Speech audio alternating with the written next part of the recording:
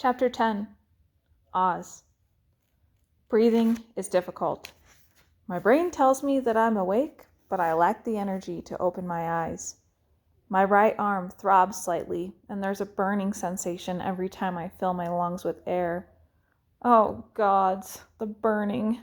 My arm, the tavern, my mandolin. It takes every ounce of willpower to lift my eyelids and focus on my surroundings. A large oak tree stands above me, with a howling wind whooshing through its amber branches. My left hand rustles through the grass beneath me and finds its way to my right arm. My forefinger pokes the open hole in my tunic, where it was set ablaze. I delicately press onto my skin, only to find that it is soft and smooth. Have I gone mad? There is no blood or pus coming out of my arm. It's slightly numb and sensitive as I swirl my finger around, but nothing compared to the pain that ensued last night. My right hand opens and closes to test its strength and presses me into a half-sitting position. Sunlight streams through the branches of the oak tree above and blinds me for a minute.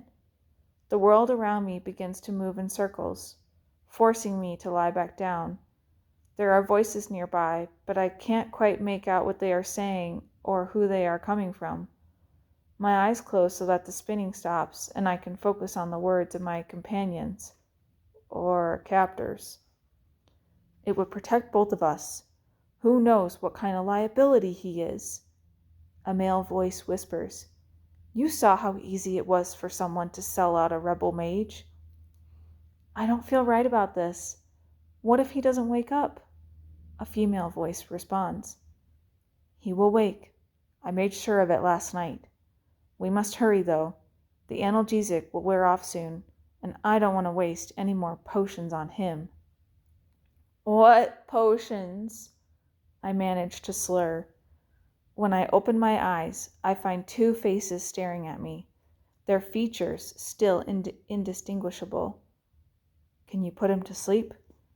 the male questions. "Not for long," she replies. "Long enough for us to lose him?" he asks. The woman raises her hands in front of her chest and whispers in a foreign language. A gust of wind pushes her emerald hood off her head, and her black hair is whisked from her face. A familiar face. "Saphira?" I croak. Her hands lower, and she gives me a puzzled look. "You remembered my name?"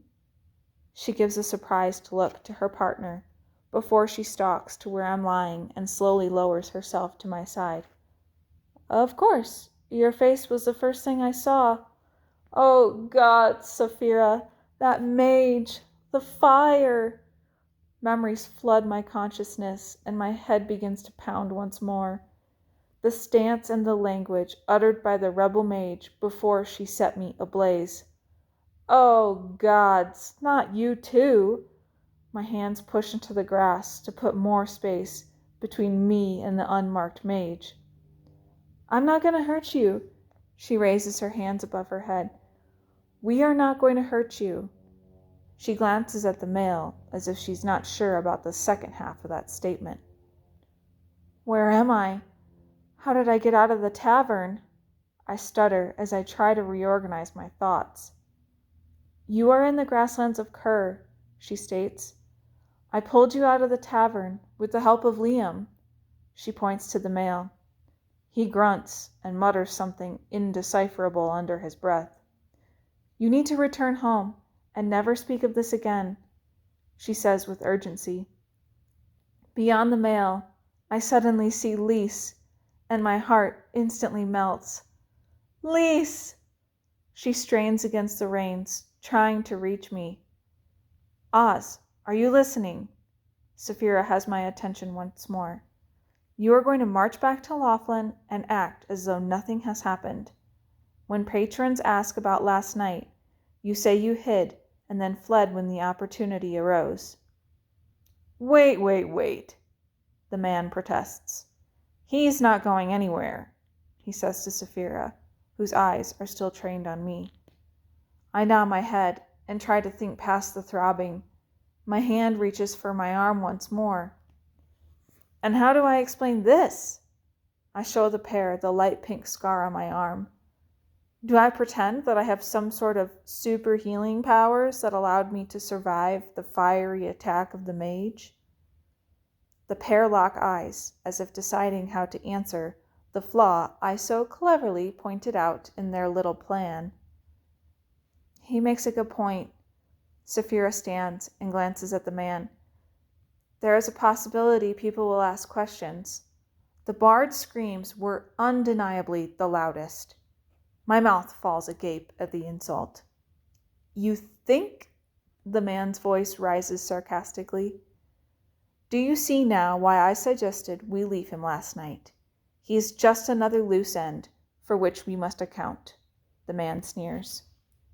Forgive me for treating him like a human, she spats sarcastically. Mingling with other humans is dangerous for you. He raises his voice. I clear my throat. I hate to interrupt, but do you have any more potions in that bag of yours? The man's head whips in my direction. My head is pounding from whatever mending potion you used last night, and I could really use something for this headache, I state plainly. He steps back, as if I have caught him off guard. Pulling a rope from the bag on Lisa's back, he stalks toward me and wraps his hand around each of my wrists. I try to wrench my arms from his grasp, but my right arm is still slightly numb from the potion. With one swift movement, my hands are locked together in front of me. He secures them together with the rope. What are you doing? Saphira asks. We can't leave him, and we can't send him back to Laughlin. He's coming with us, he states matter-of-factly. And what are you going to do to him? Fear creeps into her voice. Do to him? Need I remind you that I saved his life? So he is a mender. I may seem like a monster to you, but his life will be spared. We will decide his fate when we reach Colbury. I'm not sure what exactly this means, but my fate doesn't sound promising. Saphira nods, and the man pulls me to my feet. I start towards Lise when he rudely stops me, placing his hand on my chest. She rides, he states. She has not slept because she waited by your side the entire night. My eyes turn graciously towards Saphira, who avoids eye contact and merely bows her head in my direction. The man lowers his hand from my chest as Saphira mounts Lise with ease. She pulls the reins to turn the mare's head towards me. Lise nuzzles my neck sweetly. My eyes close and take in the scent of her familiar soft gray hair. Traveling through the grasslands is slow and tedious. The uneven ground is difficult to navigate with my leg, especially with my rotated femur. The torsion makes it difficult to balance on smooth roads, let alone the unpredictable nature of the grassland floor. My trousers pick up thorns, thistles, and ticks from the tall grasses we wade through. White and yellow wildflowers dot the rolling hills of the prairie. I smile at the beautiful sight of this place, my home. The sun shines unabashedly above as sweat trickles down my brow subtly. My skin turns light pink. I sure wish my outfit included a hat last night. Within minutes, Saphira falls asleep atop Lise, while I struggle to keep pace with her and the mender. My mind starts to worry about where they are taking me, so I begin to hum a tune to distract myself. Images of mages torturing me with their magic, plumes of fire enter my imagination, and I begin to panic. My method of distraction doesn't seem to be working, so I attempt to engage with the mender. So, you're a mender, right? I ask. He grunts and doesn't even turn to acknowledge my presence. How long have you been mending? You did a really good job with my arm. I can barely feel any pain. I glance once more at the hole in my deep green tunic. Pausing to consider whether to engage with me, he surprises me by answering, "A long time." "Well, can't be that long. By the looks of you, you can't be past 40. And I say that as a compliment." He doesn't comment, and silence falls between us. "I'm 22, in case you wanted to know, and my name is Oz." He glances in my direction, but still no reaction from him. We make it to a small stream when I hear him mutter, "My name is Liam. It's nice to meet you, Oz." Lise drinks from the stream contentedly. Liam wakes Saphira from her slumber, whispering something in her ear. She sits upright atop Lise and calls out to the water in an unfamiliar language. An orb of water rises from the stream, which she directs into her empty canteen, along with Liam's. She beckons me to come closer and offers me a drink from hers. Gently, she pours the cool hydration into my mouth. "Thank you," is all I can utter as I stare in amazement. Laughlin had mages from the Republic pass through from time to time, but we did not see them perform their magic often, as there are several rules regarding its use. I never learned much about mage magic, but now my interest is piqued. I make a mental note to ask her about it later. We easily cross the shallow stream and fall back into the rhythm of trudging through the tall grasses. My stomach rumbles, and I wish I had ordered the inn's roasted pork one last time. "Say, either of you wouldn't happen to have any fruit or dried meat in one of those bags? I haven't gone this long without a meal in ages."